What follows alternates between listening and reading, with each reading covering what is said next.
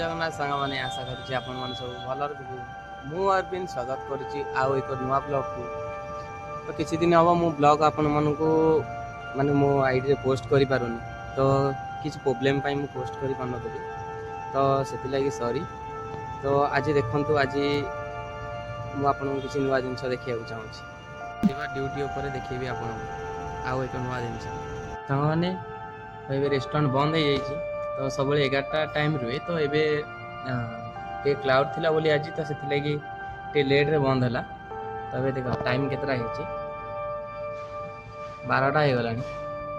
ତ ଏବେ କ୍ଲୋଜ୍ କଲି, ତ ଗେଷ୍ଟ ଟିକେ ଅଧିକ ଥିଲେ। ଯେଉଁଦିନ କ୍ଲାଉଡ୍ ରୁହେ ତ ସେଦିନ ଟିକେ ଆମର ଲେଟ୍ରେ ବନ୍ଦ ହୁଏ, ନହେଲେ ତା ଟାଇମିଂ ରୁହେ 11ଟା ଯାଏଁ। ତ ଏବେ ଆପଣମାନଙ୍କୁ ଆସନ୍ତୁ ମୁଁ ଦେଖେଇବି ଏ ଉପରେ କ'ଣ କ'ଣ ସବୁ ଅଛି ଫ୍ୟାସିଲିଟି ଏଠି ରେଷ୍ଟୁରାଣ୍ଟ ଭିତରେ। ଆସନ୍ତୁ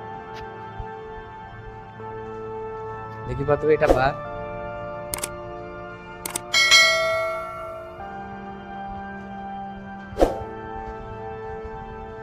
ଆପଣ କିଛି ବି ବ୍ରାଣ୍ଡ ଖୋଜିବେ ତ ଆପଣଙ୍କୁ ଏଠି ମିଳିଯିବ। ତ ଉପରେ ଏମିତି ସବୁ ଟେବୁଲ ପଡ଼ିଛି, ଟୋଟାଲି 250 ଲୋକ ପାଇଁ।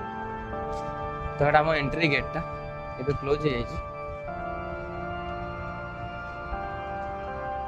ତ ଏଇଟା ଆପଣମାନେ ଭାବୁଥିବେ କି ଏଇଟା ପ୍ଲାଷ୍ଟର କାହିଁକି ହେଇନି, ତ ଏଇଟା ହେଲା ଡିଜାଇନ୍ ଏଠିକାର ଫେମସ୍।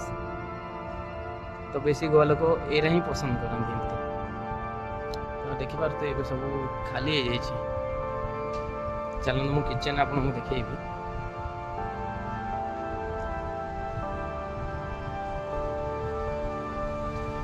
ତ ଏଇଟା ଦେଖନ୍ତୁ, ଏବେ ବେଲମାରୀ ସବୁ କ୍ଲୋଜ୍ ହେଇଯାଇଛି, ମାନେ ଏଇଠି ସବୁ ଖାଇବା ରେଡ଼ି ହେଇଯାଏ। ଦେଖନ୍ତୁ ଥାଳି ଫାଳି ସବୁ ଅଛି,